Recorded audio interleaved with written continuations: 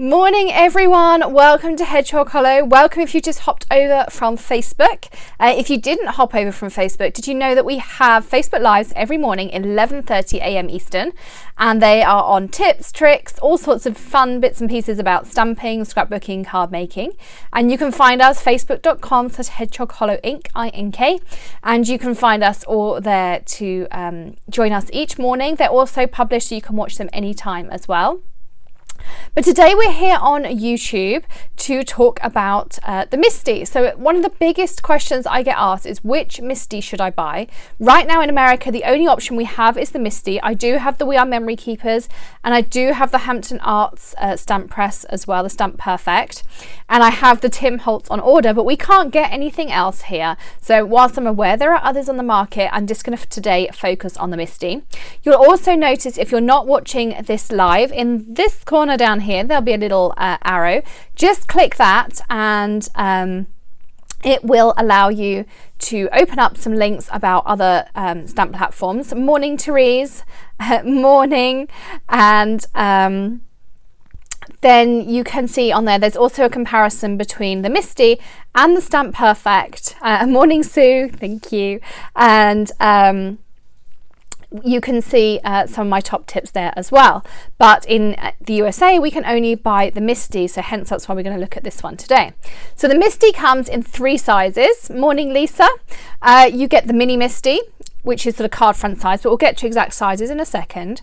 You have the original regular Misti, and you also have the memory Misti, which is 12 by 12. So you can put your 12 by 12 scrapbook pages in it. Now that is the one that I do not have. Now the only reason I really think you'd want the memory Misti is if you are a scrapbooker. I don't do enough scrapbooking to make it worthwhile. I just make my Misti work when I need to do some layouts and things. However, just talking more about the links that you have in the bottom. So there is a link to 10 tips you can use with any stamp press. There'll be a link to the Teflon mats, which we'll get to as well. Morning, Sharon. There will be a link to how to clean your Misti. There's a link on Misti Corner tutorials. There's the links on the 2 comparisons. I'm just making sure what else I put in my notes there. Stamp Perfect versus the Misti as well, plus links to all the best places to buy your Misti from. So you all know that I have a bit of a hang up with Misti, just on quality control, particularly on the magnets, because they shatter so easily and they don't even warranty them to your front door. However, if you order it through Amazon, which you'll find all my links are with Amazon, then Amazon back them to your front door. So that it will not arrive broken, and you get all of the Amazon guarantees as well. So that would be my top tip, is to buy it through them because they will give you an additional warranty. Morning. Really crazy for paper. I think we're all crazy for paper. So I'm going to turn you over to my desk and I'm going to show you the different size Mistis. There's a few of my tips in here. We'll have a look at what comes in a box when you buy a Misti. Hi Joanna. All sorts of bits and pieces. So let's turn the camera around and put it down onto my desk here. We'll get this cable out the way as well. So I have 2 different sizes of Misti here.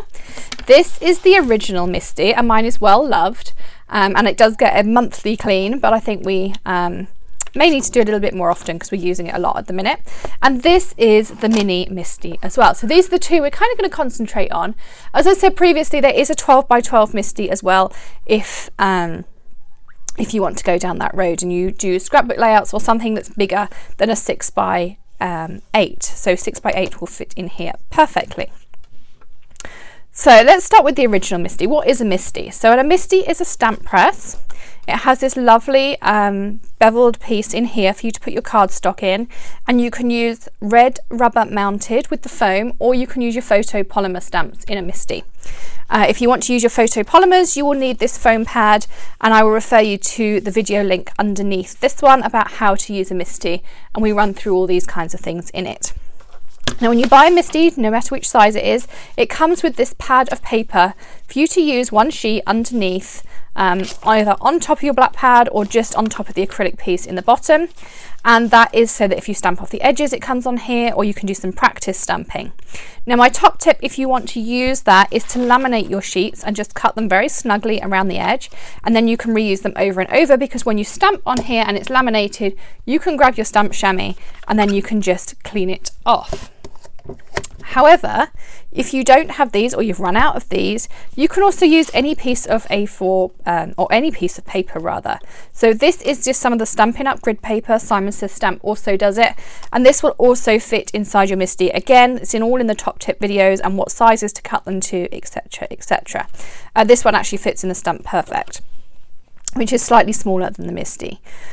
So you can just cut this down, it still gives you the same grids, and it also gives you your ruler lines on there. But my favourite one, and again there is a whole video on this on how to cut them down and why I do this, is the Teflon Sheet. So I buy these off Amazon. They're just like the Ranger craft sheets, and it means you can heat emboss in here, you can work with all your mixed media materials in here, you can do everything inside your Misti. You never have to take your cardstock out if you don't want to. You can apply heat to dry things if you're watercolouring. They're just a fantastic addition. So again, they're linked below this video, and they do have their own video on the different sizes you want to cut them to for the various different stamp presses. Now, the other thing about the Misti is that it is magnetic, and it comes with these magnets. The magnets do not come like this. They come, let's see if I've got some without tape on. They come like this. They are neodymium, and they are very brittle because they're very strong. But what they do is they hold your cardstock in place. So when you are stamping, you can place your cardstock up against here, and you can throw some magnets down to keep it in place. Now, the top tip would be to add some tape onto them. This is some pretty duct tape that I've just put over the top. And first of all, it makes them easier to pick up. So rather than having to get your nail underneath, you can just pick up the tab. Secondly, if they do stick together, you always want to slide them apart. And this just makes it a little bit easier, because if they slam together, they're less likely to shatter. And if they do shatter, they're inside this tape. They're not going to hurt anyone at all. However, my favourite tool to use in my Misti is the corners, and I use this far more than the regular magnets these days. So the Misti corners, there's lots of different things in the packet, and again there's a few tutorials on Misti corners linked below, but you get these 2 L brackets, and I use these all the time because I can just pop that in place. I pop this up against it. You can't really see so much, it's a feel thing, but that's not going to budge past the corner of my cardstock. I can put it up against here, I can stamp off the edge. Again, check out those videos if you're intrigued by Misti corners. I was a skeptic and I'm now a convert. So this is your main Misti. You can fit, of course, card front size. You can fit a card base in here, just about. I'm just trying to grab one from the back here. So this is a half 8.5 by 11 sheet, and I can fit that in there as well.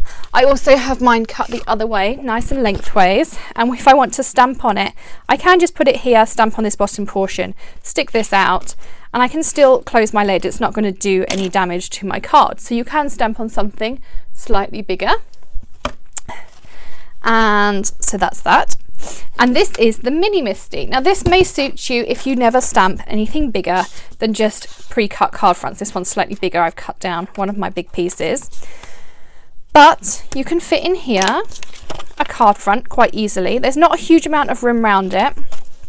If your card base was cut this way round, then again you could slip that in there, and you could close the lid and stamp on it. But what you wouldn't be able to do is work on one this size, because if you put it in this way, which is the way it would fit, of course as soon as you close the lid, it's not going to work. If it was folded in half and you were just stamping on the one half, then you'd be absolutely fine. But if you like to do a 6x6 card or an 8x8 card, or maybe some scrapbooking layouts, the original Misti is going to be the way to go for you.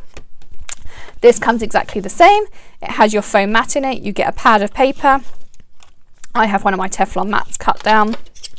Your Misti corners will work exactly the same way. They just slide straight in. And you also can get the mouse mat paper, which I've lost for a second, but again I have laminated pieces that just sit inside my mini Misti, and sometimes for videos this is the ideal size because it fits nicely in the camera frame. Again, there is a video on how to clean your Misti because it's very specific. You don't want to use anything abrasive on this side. There are specialist cleaners. But I also talked to you about how to clean off stays-on, something that I know we often get on our Mistis, but you can get it off without doing any damage as well. You also don't need to worry about putting anything underneath your Misti. It's not going to do anything to your hinges to have it on this side. And when you stick your stamp on and you ink it up, you're not going to have any issues there either. So, which size Misti do you buy? Well, it's very much personal preference. You can see I have both. I probably do go for my original Misti far more than I go for my mini Misti. This tends to be just for videos, as I say, because it fits nicely in the frame. But you'll see me using my regular Misti a huge amount. Now, I do know they come in quite pricey. So it may be that you're limited on budget.